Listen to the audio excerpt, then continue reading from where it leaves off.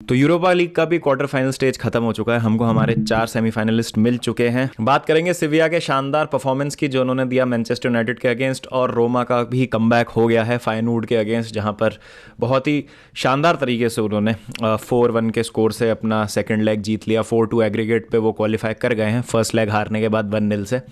तो पहले बात करते हैं मैनचेस्टर यूनाइटेड और सिविया की। तो पहले लेग की अगर बात करें, उसमें 80% of the match Manchester United ने डोमिनेट किया था। गलती एक ये हुई थी उसमें मैनचेस्टर यूनाइटेड से कि उन्होंने बहुत ही चीप पोजीशन कंसीड किया था अपने हाफ में। वो बिलीफ दे रखा था सिविया को कि वो कमबैक कर सकते हैं। सिविया ने रिलेंटलेस प्रेशर लगाया था, फर्स्ट लेग की मैं बात कर रहा हूँ। और फिर उसके बाद कुछ इंडिविजुअल मिस्टेक्स भी हुई थी, जैसे अगर आप उस लेग में पहले गोल में देखें तो मलासिया की गलती हुई थी। फिर सेकंड गोल में थोड़ा सा अनलकी रहे थे हैरी मैग्वायर, जिस तरीके से उनका ओन गोल हुआ था। लेकिन अगेन क्रेडिट वहाँ पे आप सिविया को इस बात का देंगे कि उन्होंने गिव अप नहीं मारा, और मैनचेस्टर यूनाइटेड को ये ब्लेम करेंगे कि जब 2-0 की आपके पास लीड थी, आप गेम किल कर सकते थे, लेकिन आपने थोड़ा सा जो अपना फुट है वो एक्सेलरेटर से हटा लिया और मौका दे दिया ऑपोजिशन को गेम में आने का। और ये हमने अक्सर देखा है कि जब आप एक स्निफ दे देते हैं उनको तो कॉन्फिडेंस आ जाता है, और फिर 2-2 की एक स्कोर लाइन लेके आ रही थी सिविया वापस अपने होम में।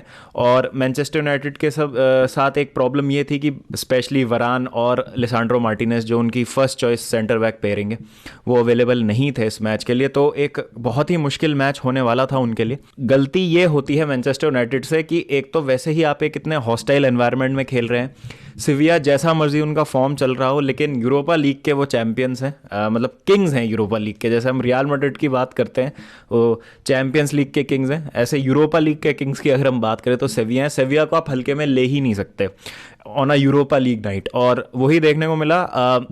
पहला गोल जो था, अब उसमें लोग बोलेंगे कि हैरी मैग्वायर की गलती थी। जी बिल्कुल, हैरी मैग्वायर की तो गलती थी। अगर आप उस मूवमेंट को देखेंगे तो हैरी मैग्वायर पहले बॉल मांग रहे हैं डाविड डया से, फिर डाविड डया ने उनको दी है, लेकिन अगर हैरी मैग्वायर वहाँ पे मिसप्लेस नहीं भी करते तो उन पे इतना प्रेशर डला हुआ था एरिक लमेला से कि वो इवेंचुअली बॉल लूज़ कर ही देते। तो शायद वैन बिसाका को देना मेरे हिसाब से सही डिसीजन होता वहाँ पे, लेकिन दोनों की ही इनडिसाइसिव थिंकिंग की वजह से गलती होती है हैरी मैग्वायर से, और वहाँ पर गोल कंसीड कर देती है मैनचेस्टर यूनाइटेड, जो कि उनके कॉन्फिडेंस के लिए बहुत बड़ा हिट होता है। आप अवे फ्रॉम होम ऐसा एक गोल कंसीड कर देते हैं, वो भी एक सेकंड लेग टाइम है जहाँ पर अब आपके पास मार्जिन ऑफ एरर बिल्कुल भी नहीं है। फिर उसके बाद भी एक अच्छा स्पेल ऑफ डोमिनेशन रहता है, ओकम्पोस बहुत सही तरीके से एक गोल स्कोर करता है, लेकिन अगेन वो रूल आउट हो जाता है ऑफसाइड की वजह से। लेकिन उसके बावजूद भी आप कह सकते हैं एक रिलेंटलेस प्रेशर डाले हुई थी सिविया, और सेट पीस से उनको उनका दूसरा गोल मिलता है। थोड़ा सा अगेन स्लाइस ऑफ लक आप कह सकते हैं, या कह सकते हैं कैसे मीरो को किस तरीके से बीट कर दिया वहाँ पे थोड़ा समझ आया नहीं उस पैसेज में। लेकिन सिविया को 2 गोल्स की लीड मिल जाती है। मैनचेस्टर यूनाइटेड अर्जेंसी दिखाने में थोड़ा सा डिले करते हैं, ऑल्दो थोड़ा वो कोशिश करते हैं एंड में कि किसी तरह की वापसी की जाए, लेकिन तीसरा गोल जो है डाविड डया फिर से एक बहुत ही आप कहेंगे अनफॉरगिवेबल मिस्टेक है। इस लेवल पे आप इस तरीके की इस मोमेंट पे इस मैचेस में, इन तरीके के मैचेस में आप इस तरीके की गलतियां आप नहीं कर सकते, और दैट टू अगेंस्ट टीम जो इस कंपटीशन को जीतने में महारत हासिल किए हुए है। तो कोई इसमें एक्सक्यूज़ नहीं है। आई थिंक देखिए, इमोशंस अपनी जगह हैं और इसमें कोई दो राय नहीं है कि डाविड डया एक लेजेंड है। अगर हम मॉडर्न एरा की बात करें प्रीमियर लीग के, तो डेफिनेटली उनका बेस्ट गोलकीपर्स में नाम गिना जाएगा।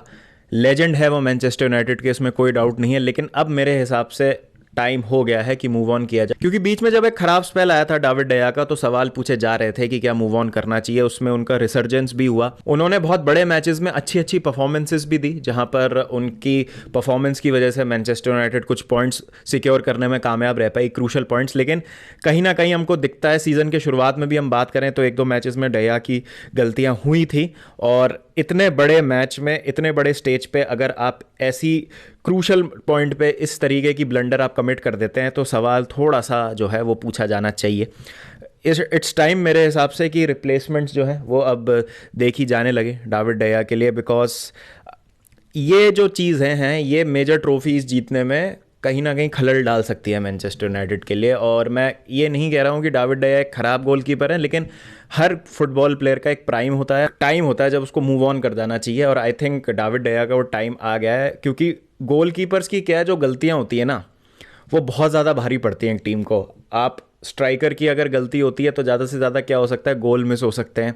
हाँ, वो भी रिजल्ट्स को जो है अफेक्ट कर सकती है, लेकिन वो आप फिर भी नज़रअंदाज कर सकते हैं। मिडफील्डर्स हो गए, उनके पास भी मार्जिन ऑफ एरर थोड़ा ज़्यादा होता है। जैसे जैसे आप पीछे आते जाते हैं फॉर्मेशन में, वैसे वैसे आपका मार्जिन ऑफ एरर कम होता जाता है। डिफेंडर्स को आप बहुत ज़्यादा स्क्रूटनाइज करते हैं, प्रेस कम करते हैं, और गोल कीपर्स के साथ भी सेम है।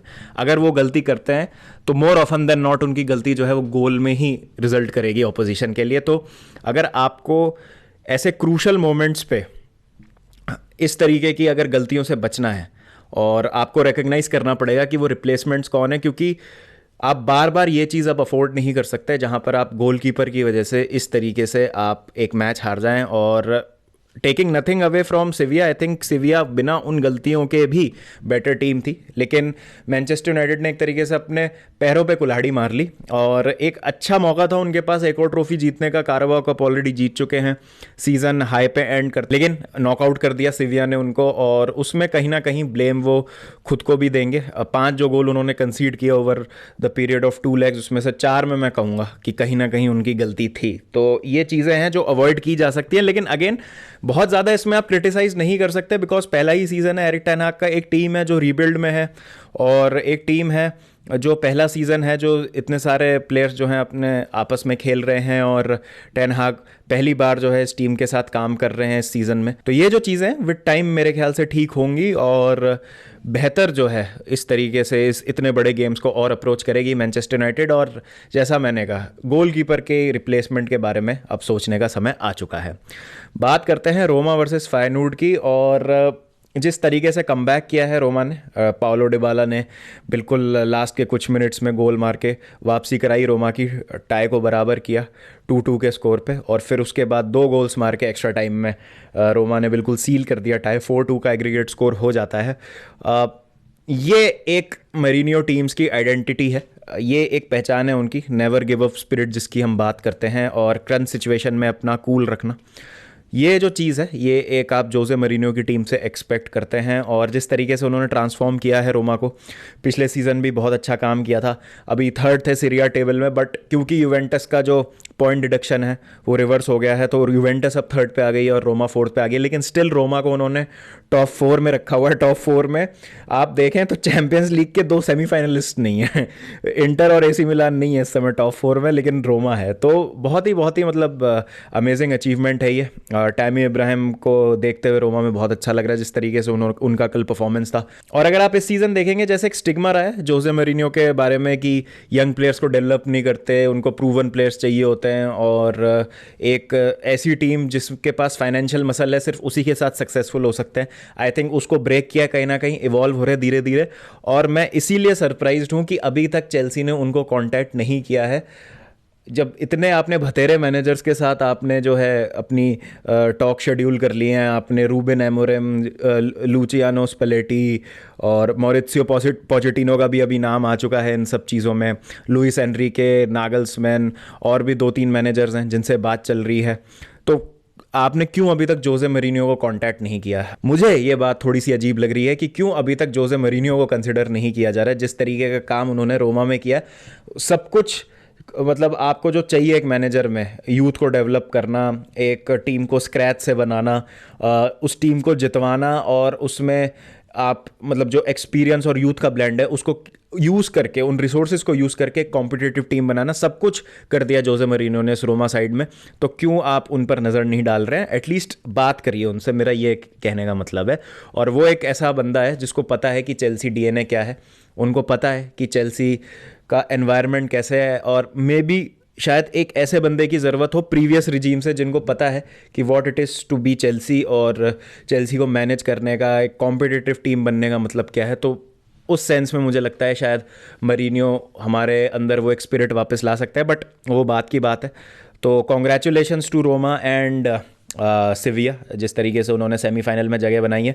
उधर बायर लेवरक्यूसन भी क्वालिफाई कर चुकी है, और यूवेंटस ने भी स्पोर्टिंग को हरा दिया बहुत ही नैरो मार्जिन से। तो 2 बहुत ही बढ़िया सेमीफाइनल लाइनअप हो जाते हैं, रोमा वर्सेस बायर लेवरक्यूसन और सिविया वर्सेस यूवेंटस। तो मज़ा आएगा, देखते हैं क्या होता है, कौन जीतता है। मैं तो चाहता हूँ रोमा जीते। पिछले सीज़न उन्होंने कॉन्फ्रेंस लीग जीती थी, इस सीज़न अगर वो यूरोपा लीग जीत लेते हैं तो मतलब एक बहुत सही प्रोग्रेशन होगा और चैम्पियंस लीग में फिर आप देखेंगे रोमा को नेक्स्ट सीज़न, जो कि बहुत ही बेहतरीन अचीवमेंट होगी। जोजे मरीनियो 2 साल में इस टीम को चैम्पियंस लीग तक ले आएंगे, तो बहुत ही बढ़िया काम किया। तो आपके क्या थॉट्स है इस पर, please do let me know in the comment section. And most probably आज शाम को लाइव स्ट्रीम करेंगे बाबा एंड ब्रोस प्रेडिक्ट, तो ज़रूर जुड़िएगा उसमें। तो चलिए फिर मिलते हैं, जब तक ध्यान रखिए अपना, टेक केयर एंड पीस।